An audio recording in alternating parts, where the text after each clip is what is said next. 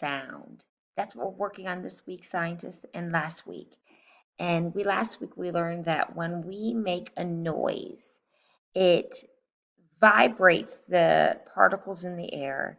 It sends sound waves to our ear.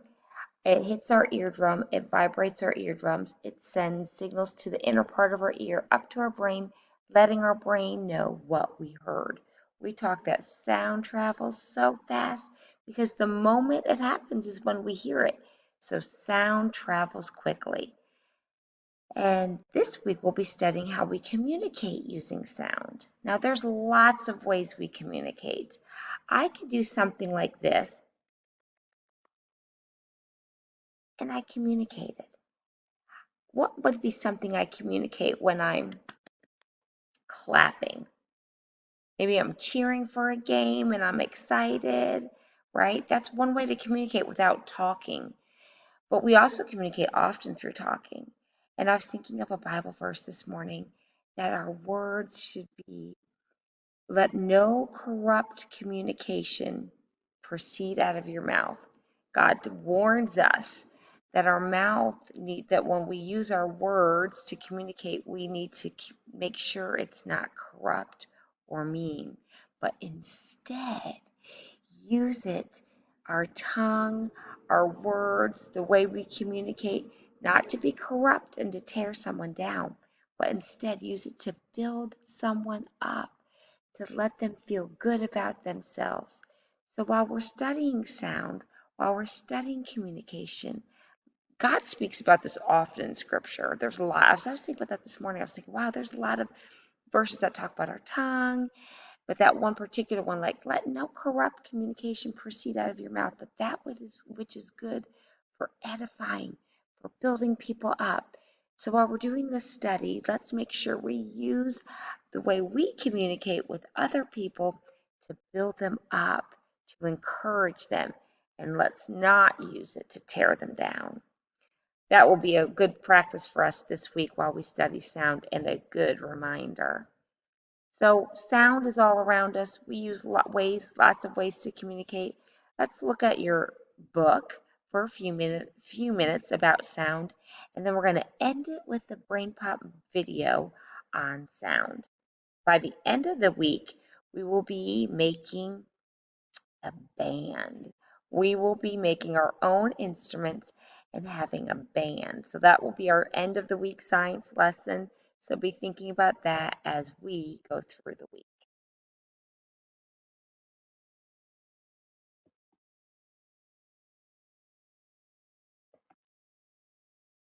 Listen to the sounds the dolphins make. They use sound to communicate over distances.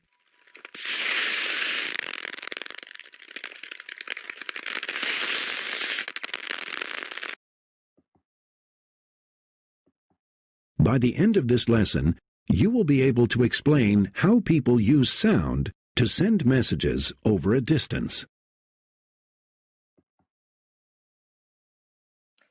So if you look at this video real quick, you will see that there are people talking.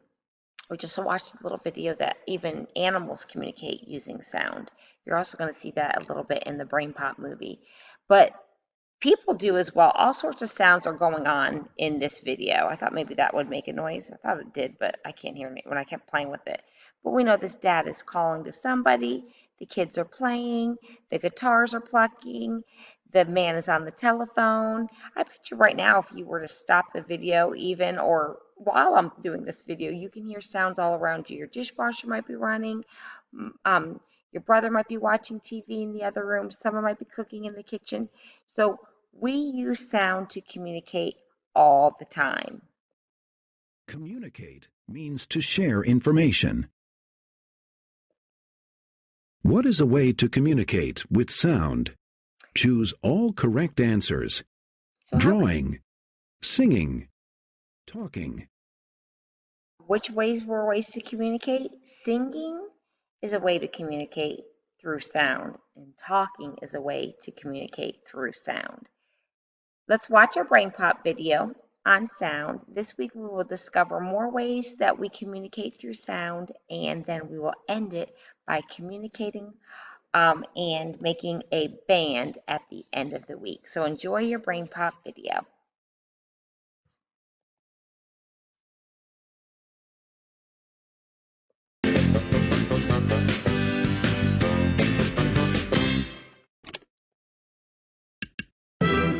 Moby, can you please turn that down?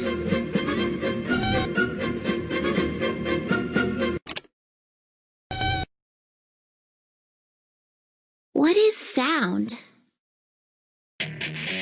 Sound is something you can hear. Sound is a type of energy, like light or heat. Sound is made when something vibrates or moves back and forth quickly. When you talk, you can feel your vocal cords vibrate in your throat. When you hit the triangle, the metal vibrates and pushes the air around it back and forth. This creates sound waves.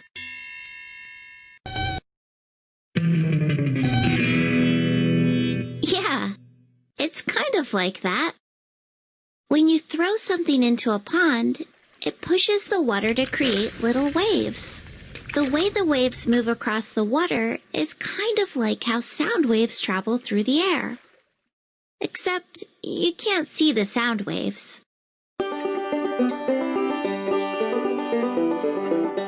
When you pluck a string on your banjo, it vibrates and makes the air around it vibrate. The vibrations travel through the air in waves. When the waves reach our ears, they make our eardrums vibrate. That's how we hear. What is volume? Volume describes how loud or soft a sound is. Those cymbals are definitely loud. A jackhammer, car horn, and a siren are loud too. The waves of loud sounds have a lot of energy and they can travel pretty far. That's why you can hear the school bell even if you're not near it. The waves of softer sounds have less energy, so they usually don't travel as far. A squeaking mouse, a ticking watch, and a whisper are pretty quiet, so you've got to be up close to hear them. Sounds can be soft or loud, but they can also be high or low. What is pitch? Pitch describes how high or low a sound is. When you play a high note, the string vibrates really quickly. When you play a low note, the string vibrates slower. Some sounds can have low pitch, but also be loud. How does sound move?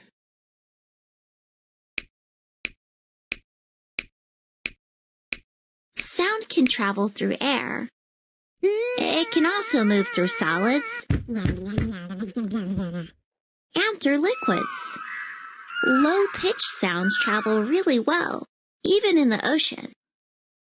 A whale can make sounds to communicate with other whales that are thousands of miles away. Sound also bounces off things. Moby, Moby, Moby, Moby, Moby, Moby, Moby. An echo happens when sound bounces off something and comes back to where it came from. Bats make sounds, and their echoes help them fly around and hunt. Objects can keep some sound waves from reaching your ear.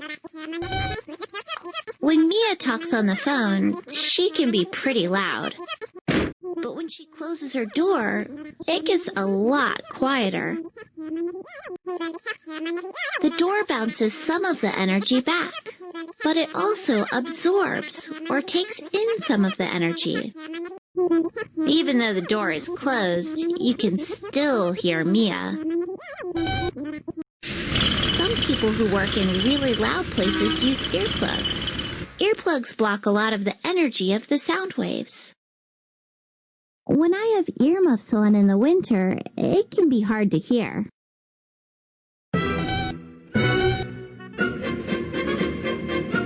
What did you say, Moby? I can't hear you.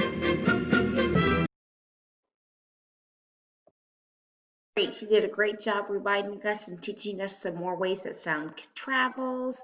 And so this week we'll be studying a little bit more about that. I want us to remember to, when we communicate, to remember to build people up and to make them feel good about themselves instead of tearing them down. Let's make sure we use the way we communicate to please the Lord and to build people up. Okay, I'll see you tomorrow, scientists.